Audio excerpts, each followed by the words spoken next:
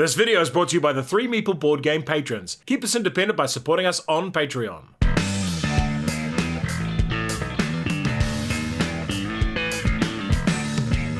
Kia ora koutou, and welcome to Carcassonne in about 3 meeples. Purchase copy used. It has no solo mode. It's a game for 2 to 5 players. Playing time is short, and it's a pretty simple game. In Carcassonne, you are placing tiles down that represent parts of medieval France. Can you position your meeples in the most productive way to win? The game ends once all tiles in the stack have been placed. At the end of the game, you'll have a big map of tiles you have organically created throughout the game. The winner is the player with the most points, and you get points by placing your meeples on different landmarks. Tile placement. Each turn, you'll place a tile onto the board from the main stack. Area control. You place your meeples on landmarks and remove them when they score. Player turn.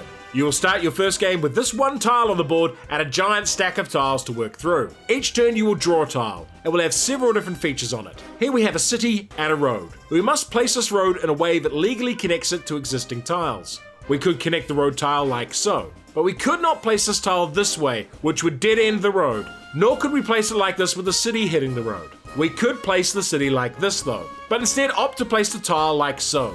We then have the option of placing one of our meeples onto the road or into the city.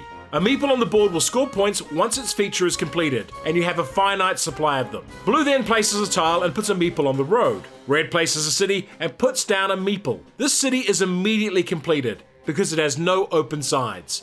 Each tile in a completed city is worth 2 points, so this scores red 4. They return their meeple to their supply after scoring.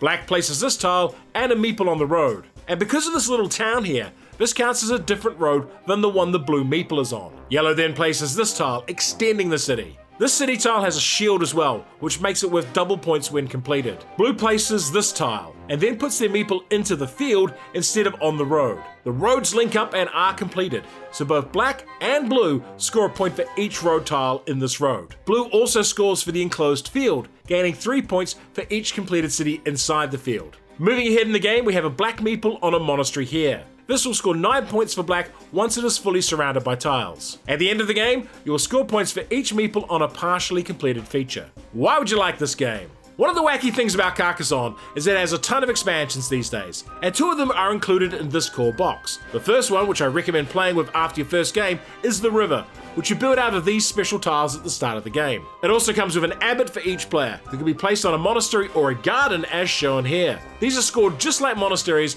but abbots can be returned to your reserve and partially scored, unlike normal meeples. But yeah, Carcassonne, it's just a wonderfully simple game with a very straightforward decision space and scoring. And can I say just how pleasing it is to watch the map evolve slowly over a game.